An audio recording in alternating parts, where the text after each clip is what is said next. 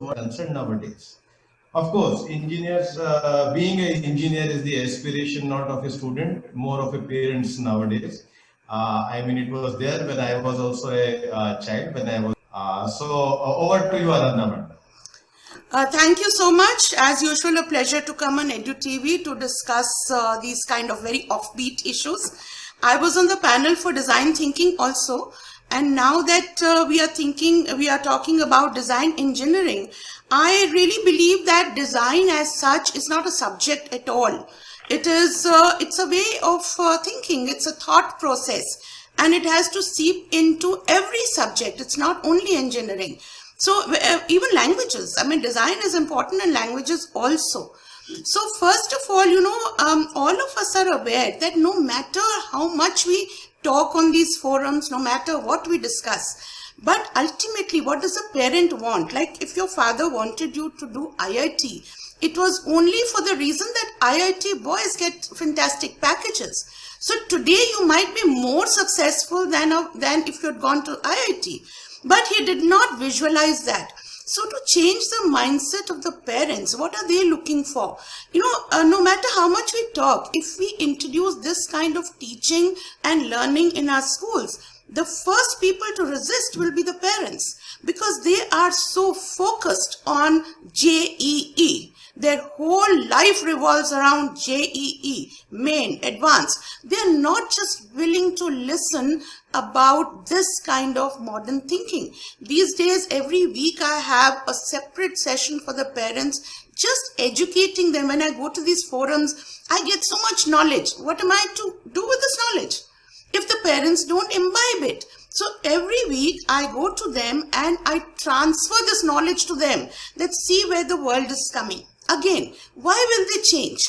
Because universities like yours, when you have design and engineering combined, they don't even know what it is. One. Secondly, all the admission procedures are through that JEE. So where are they going to come to you, with this kind of thought process? Now, today only I was seeing on TV this interview with Geeta Rao, I think, this kid who's on Times cover. At 15, she's an innovator. She's just taken over the world stage. Now she got that opportunity. Are we going to give our children that opportunity? Even if they do get it, are we going to get them out of the clutches of JEE and NEET and all these exams? Avantika as a university, tell me. I mean, when you get your students into the university, what is the criteria? I mean, why don't we have a criteria of a project a child should have done, innovated, created, and then on that basis, at least 10%, 15% marks you should get on that, so that children are encouraged to do these things in schools. So, all of us, we know what all design is, design thinking is. Now, every day we are attending these seminars. But practically, that is a problem in schools. We give them even things like simple flip learning, which we are now, getting in a big way in our school. Parents don't understand. They tell me, कि पढ़ाया तो है नहीं, पहले ही दे दिया. So that means teachers are not working. They want students to do the job. So to get that mindset out, to get them into it, what do we have to do? We have to give them the credit system. Now today, if you go to foreign universities, you want admission there, they have a credit system. Have you done some community work? Have you researched? Have you worked with somebody? Indian universities don't have that. They will look at the scores.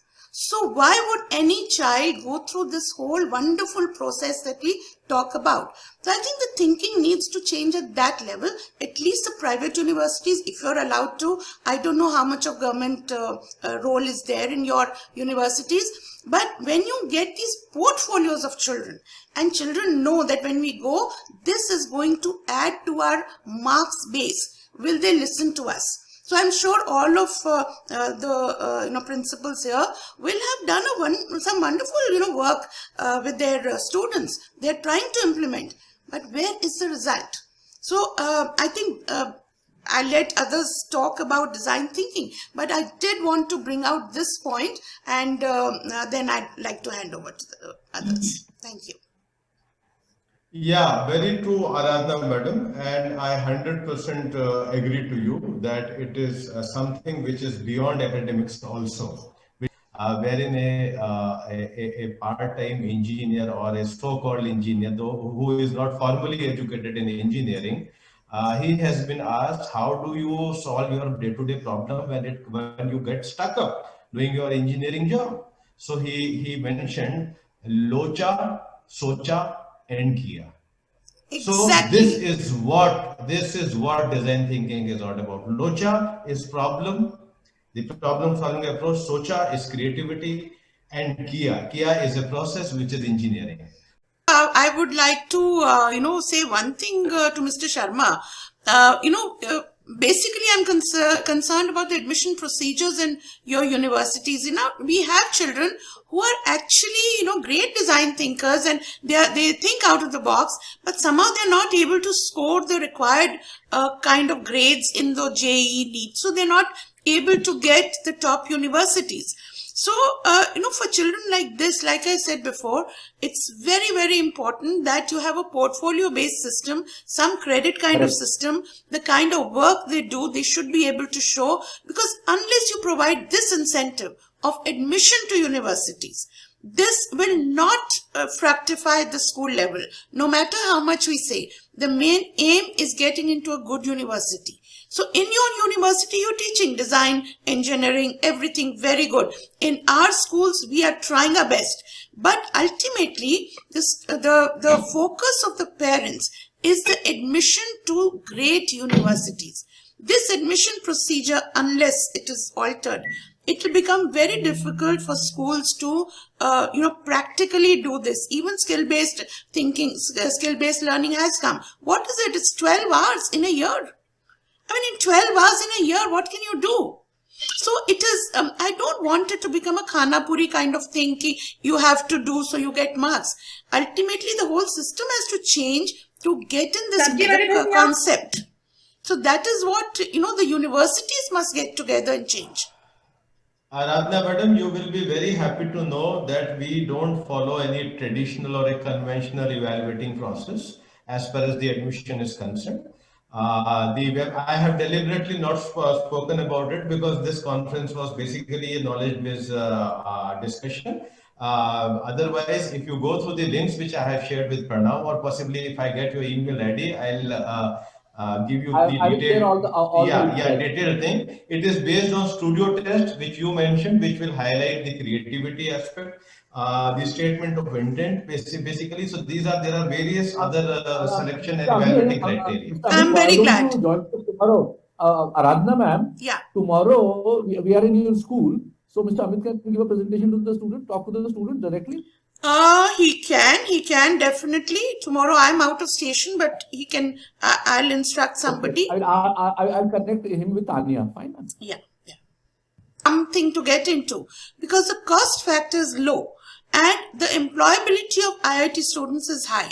Now, fantastic private universities have come up, but then sometimes the costs are so prohibitive that actually the deserving students don't get anywhere. The problem with this nation now is that, people get into universities with reservations.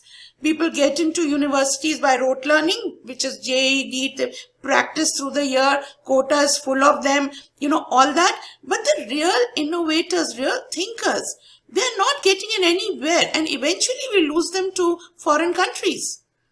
And, all this brain is going out. I see it happening in our own schools.